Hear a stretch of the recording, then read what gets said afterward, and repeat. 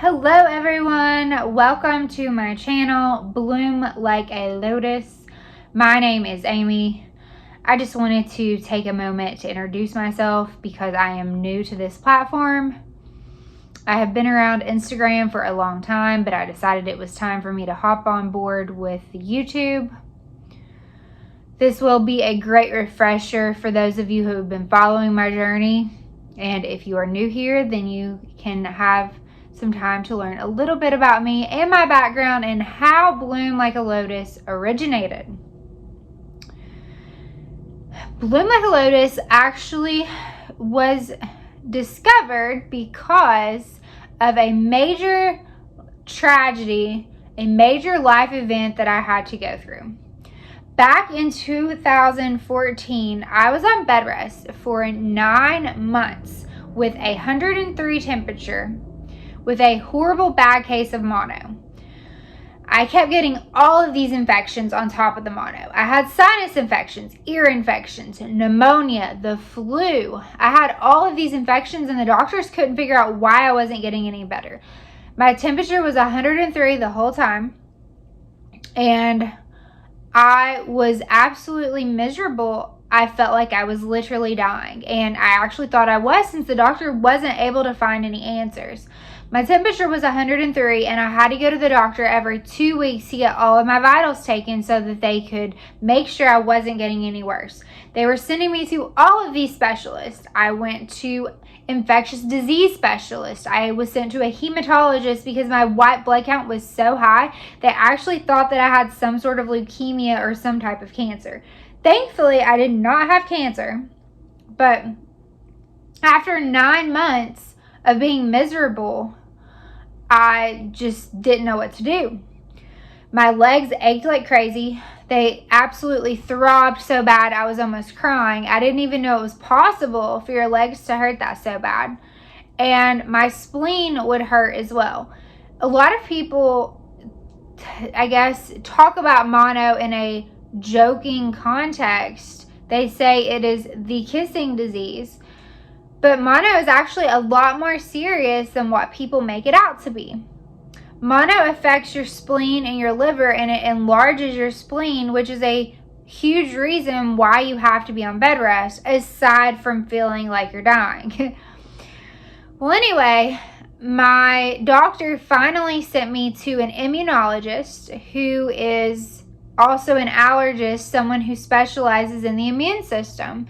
And they found out that I had a compromised immune system. Whatever scale that they used for the range of normalcy, mine was shot. Mine was like in the negatives. So they had to give me all these infusions to recreate part of my immune system. Whenever that happened, everything was low. My entire vitamin panel was low. I was low on vitamin D, iron, potassium, vitamin A, literally everything. So it took me a very long time for me to get all of my numbers back to normal. Of course, while I was actually on bed rest, I actually thought I was dying. So it was a very eye-opening circumstance that I had to go through. And it was just kind of like a wake-up call to so many things. I was actually in school at the time working on my undergraduate degree, and I wouldn't say that I wasn't working on my goals, because I was working on my bachelor's degree, but I wasn't working on what my passion was. And writing is my passion. Writing has always been my passion since I was a little girl. I feel like there's two things that people pursue as they get into their adult life. And one of those things is, the career that's going to make you the money, and then your potential passion, which could also make you the money, but it's like, can I make my dreams a reality? Is this going to happen? It's not going to happen overnight, because if you get a job, you show up, you just make the money. But whatever your dream is that you want to make independently from an entrepreneur perspective, that takes a lot of time and a lot of energy, and you can't give up on it. So I was actually working on my education and my career goals in that aspect, but I was not focusing on my writing goals. Being on bed rest, thinking I was almost dying was my wake-up call and the push that I needed in order for me to chase and pursue my goals. I realized that no matter what we have to go through, there is always adversity, there is always struggle, and there is always obstacles. I ran across a quote about the lotus flower, and if you're not familiar, the lotus flower is a flower that grows in muddy waters. It cannot bloom unless it is growing in muddy waters. Much like people, we can't bloom unless we go through muddy waters, and that's like that in every aspect of our lives. I am a distance runner, so with running, I also lift weights, with lifting weights, with school, with your job. No matter what it is, your health issues, we all go through so many obstacles and so many struggles, but we have to go through those before we can bloom. So that is how I decided to come up with the name of Bloom Like a Lotus, and that is how Bloom Like a Lotus was born. I originally started it out as a blog, and I decided that all of the content that I wrote was going to be about overcoming adversity and coming out ahead in a variety of different aspects of life. I pursued the blog for quite some time, and I enjoyed it because I love writing, but I had reached a point to where I realized that I had hit a plateau.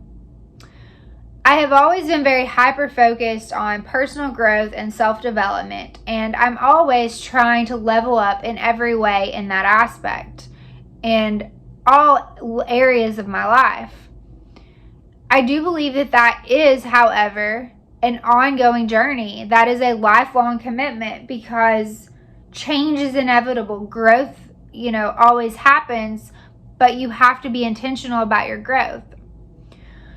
Well, whenever we get comfortable, that means we're not really growing. We only grow outside of our comfort zone. I had reached a point to where I was relatively comfortable with the blog, so I knew that it was time to make a move and do something else. That was whenever I decided I was going to start my own business. I had just finished my master's degree, which was in communications with an emphasis in marketing. And I was kind of contemplating what my next move should be. Since I had fresh knowledge about marketing, I decided I was going to start my own marketing company. I had fresh knowledge about SEO, about Facebook advertisements, about branding, about blogs, all of the advertising elements that go along with marketing. I had built my brand for myself on social media on Instagram since I had my blog, and I had also been able to implement those practices to a variety of different ways for my papers for school. Well, once I started the business and actually started doing it, most of the reason why I did it was because I love to write. Since I was going to focus on branding, that allowed me to write content for other businesses. I could write their blogs, I could write their website content, or maintain their social media pages, and I was able to differentiate the businesses by creating their brands and helping them be different and actually catch their audience's attention. Just like real estate agents, they're a dime a dozen, but if people connect to you because they connect to your brand. So that's what I was specializing in. And I knew that all these other elements were going to come along with the marketing company. I knew there were other things that I would not be as passionate about, and I was okay with that. But at some point, I realized that that wasn't exactly what I wanted to be doing. I wanted to be writing, but I wanted to just be writing. I didn't want to be doing anything else. So I was actually having a discussion with one of my clients one evening, and we were just talking about all of the things that I had to do for my clients with the additional aside from writing, such as the Facebook ads, and people were asking me to build a website from scratch. And they were actually really large companies, so they required a lot of information on their website. It was not just a basic website. And it wasn't that I couldn't do it. It wasn't that I hadn't done it. I've had HTML classes. I've had a lot of computer classes, but it was just that my heart wasn't in it. And I am a very passion-driven person. I believe there's two types of people in the world. There are passion-driven people and there are money-driven people. And yes, we have to make money to pay our bills. The bills don't stop. But I want to be doing something that I'm passionate about. I'm okay to do something I'm not passionate about until I can get to where I want to be. But I had a full-time job also, and I was doing my marketing business on the side. So if I was going to be doing a side hustle, I wanted it to be something that I was 100% passionate about. So my client at the time, he was like, Amy, you don't have to do this right now. And I was like, well, what do you mean? And he said, you're young, you have plenty of time left.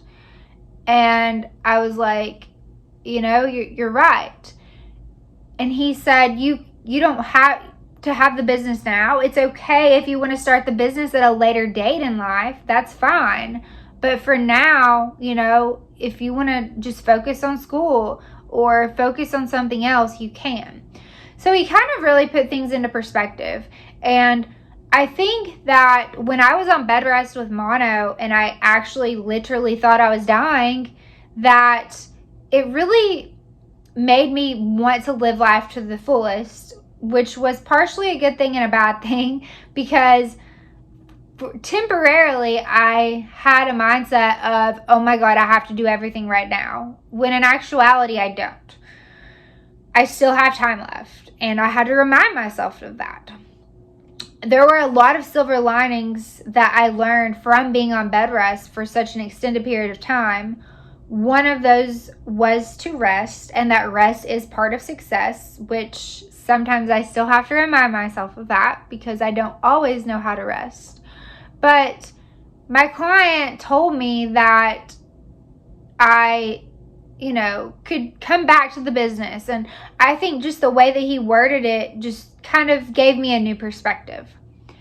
So I thought about it, and I had actually just started a PhD program, which I am still in. I have about 1.5 years, maybe 2 years left, and then I'll be finished with the program. But I was working a full-time job, working on my doctorate. I had the blog, and then I also was running the business.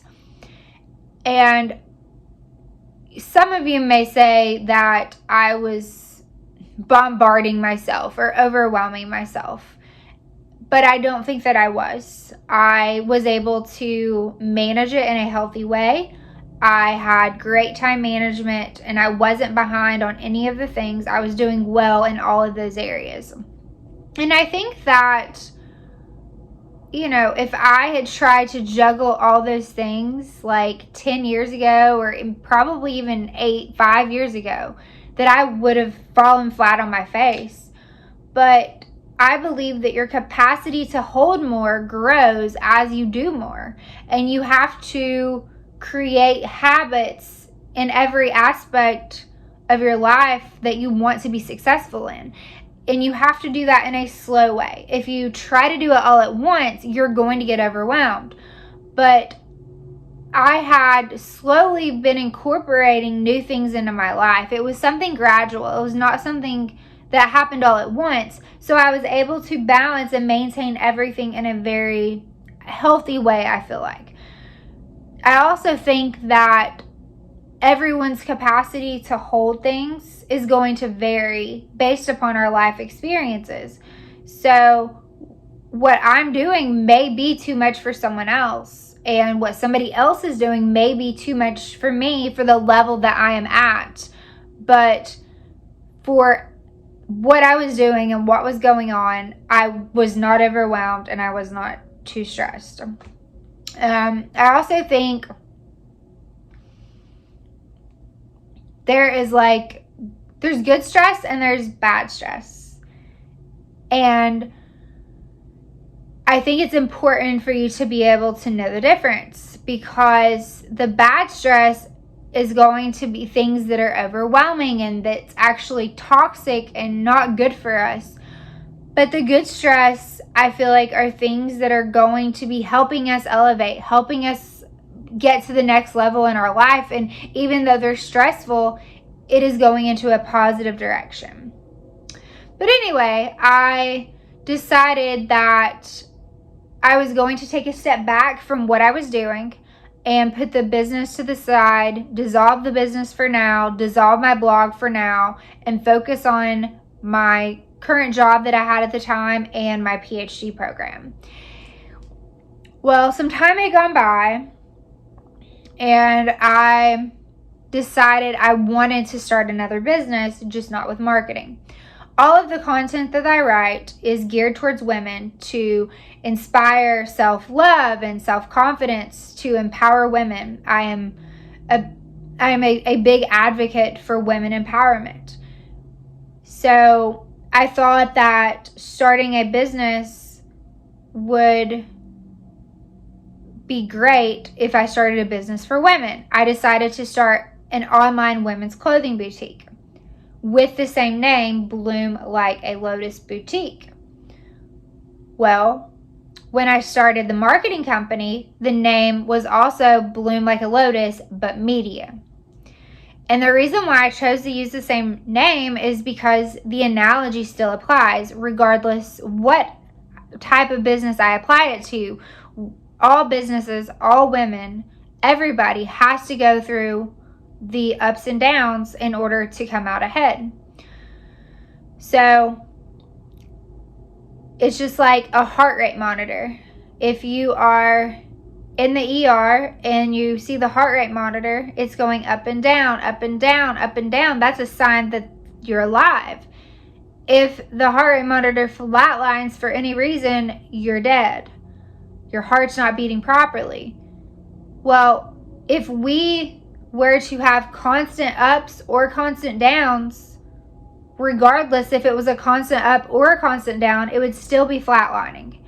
So the ups and downs are what reminds us and what keeps us alive. The ups and downs are needed to keep us alive.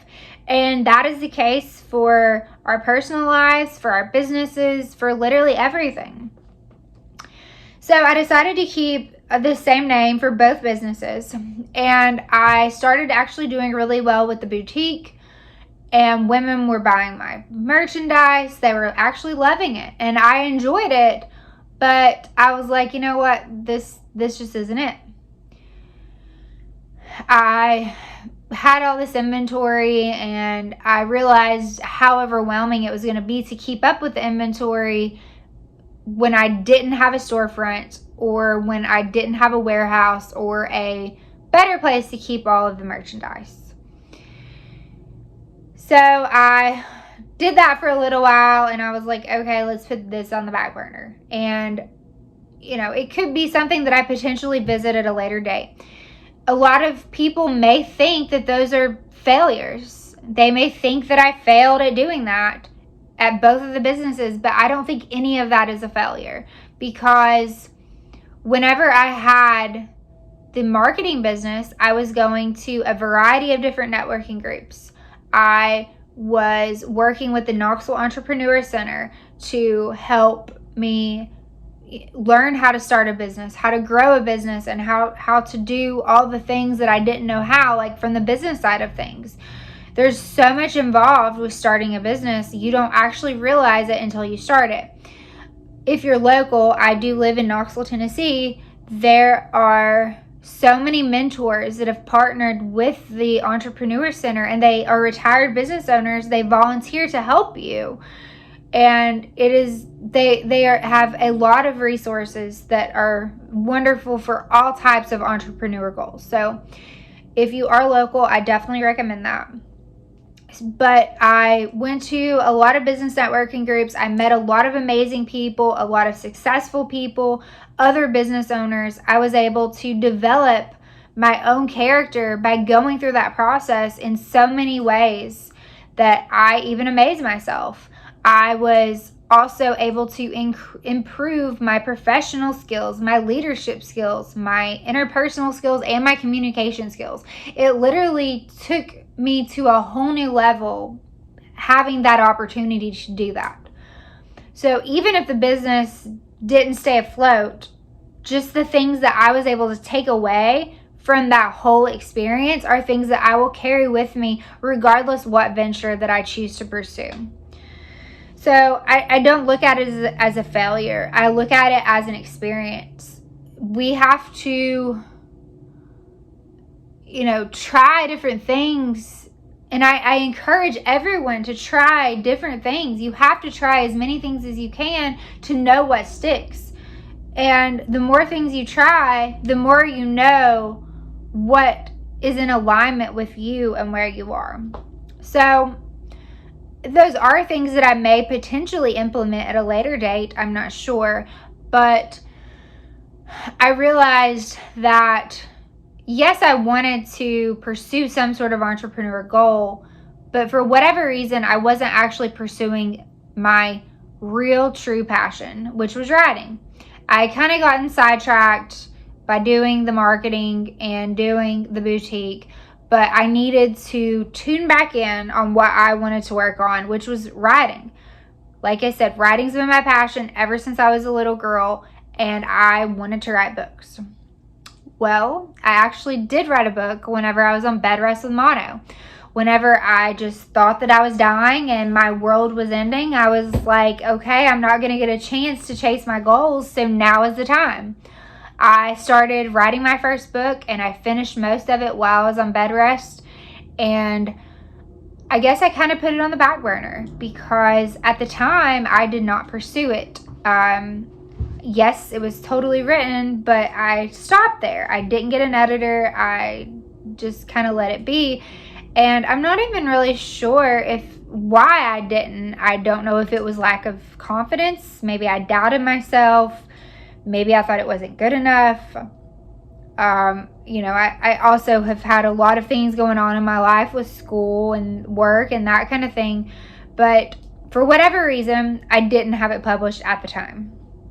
Well, I ended up deciding to get it published at a later date. And I decided after I dissolved both of the businesses, after the blog, I wanted to go full force with writing and give it my all, because that, at the end of the day, that is my dream. That's where my passion lies, and that's what I want to do. And the first book was called Like a Lotus, Learning to Bloom Through Life's Adversities, which was inspired based upon my experience of being on bed rest and the lotus and us going through so many life adversities. It is about a variety of different obstacles that occur in our life and us overcoming them. The second book that I wrote is called Another Chance, which actually also was inspired from me being on bed rest with mono and from the struggles that I had with my running journey. I've realized whenever you fall in love with struggle, you fall in love with life. And there are so many struggles that come along with running and with mono.